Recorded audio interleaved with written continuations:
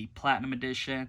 Of course, I found this on eBay, not so hard, but I'm not wasting time to go and search store to store and lose money on gas either way. So I got him, and not too bad of a price either way. I'm kind of happy, but yeah, back art, you know, showing actual figures. That's cool. Glad they're doing that. Really cool editing on that back art. I'm guessing the card is gonna look like the same. They don't show the platinum version, of course. That's just the regular version, so I'll see there's a difference, but I don't have my regular release anyways, so we'll take a closer look. But now that's Dr. Fate in box, and now we'll go and see how he looks outside. Now here is Dr. Fate outside the box, and yeah, I'm really loving the color tone of this figure. I don't have the original yet still, and kind of sucks because can't really do any comparisons and see which one I kind of like better. But whenever I do get that figure in, I'll do a comparison and see what the color changes are. I mean, you can kind of see what's going on in the box here. I think these colors maybe switch with the gold and brown here. And then obviously it has a darker tone, but as far as like the gold and stuff, you know, I'll have to just wait and see. So sorry about that, but this figure is kind of just missing stuff. You know, he should have came with extra hands. I think he should have definitely came with like 2 fists, 2 open hands, or maybe like open hands where he's just kind of doing an effect. Another thing is too bad he doesn't come with an effect. Definitely something that Dr. Fate was missing. So all we did get was obviously the card, has all that information, and then you got his flight stand. And that's a cool thing. I'm glad that they are giving us more flight stands. We definitely don't get enough of them. So now I'm going to do some comparisons with this Dr. Fate. Alright, now here is Dr. Fate next to his 2 comic book versions we got from Mattel years ago. I'm glad that McFarlane really did go back and do characters that we're not really seeing often. So Dr. Fate, I think, was one of them. And obviously this version's from the Injustice 2 video game, so not necessarily a comic book version. But this one's cool though, you know, it's just missing a few things. I think he needs a kind of like an effect similar to how the Dr. Fate on the left has one. And switchable hands, open hands like you can see with the other ones. I think those could have been better choices made. But I do like the Dr. Fate design here.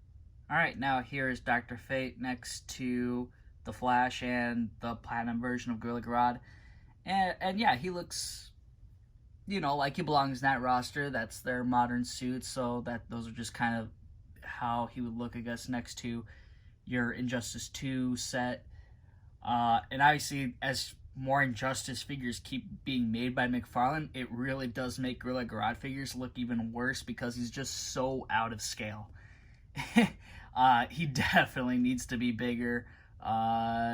There's just like, I know this is a Dr. Fate review, but man, does this make Gorilla Grodd just look like a very bad mistake for McFarlane. Like, they gotta definitely do an updated version. Alright, now here is Dr. Fate next to Darkseid from Storm Collectibles, also an Injustice 2 video game version. And that scales very well. Darkseid, huge, menacing. Maybe they should do Gorilla Grodd and talk and just take a seat back on that. But yeah, scales very well with your Injustice figures you get from Storm.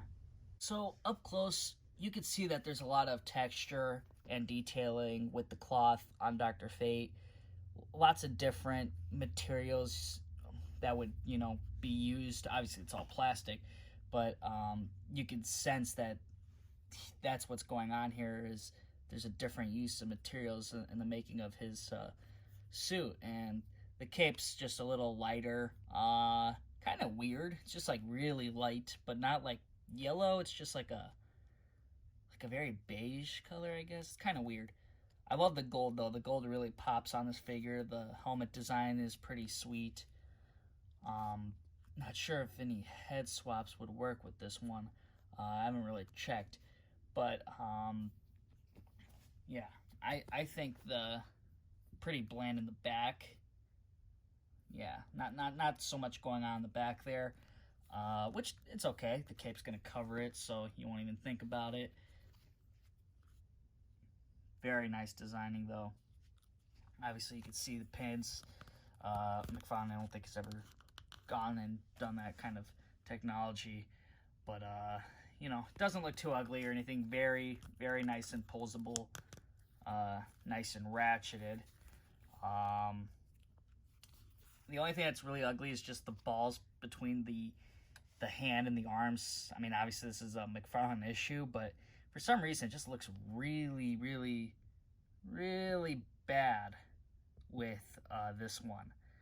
You know, with just being Dr. Fate's character, maybe it's because it's not being covered up too much. But yeah, you know, I still do dig the detailing though on the figure. I'm gonna give this figure an 8 out of 10. I think it's a very great figure. It's brand new, unique sculpt, cool character selection, but it's just missing those, you know, the extra hand accessories. And I think it did need one of those effects. It's just kind of like what Dr. Fate always has. I mean, it is great he gets a flight stand, but, you know, I think there was just small room for improvement. But overall, I am happy with the figure. Hopefully you guys did enjoy this review. Please don't forget to like and subscribe, and don't miss out on future videos, guys. I'm going to be posting up a regular version of this Dr. Fate in the future, and I'll show a comparison again with this one just to show you those differences. So if you don't want to miss out on that, you know, again, please don't forget to subscribe.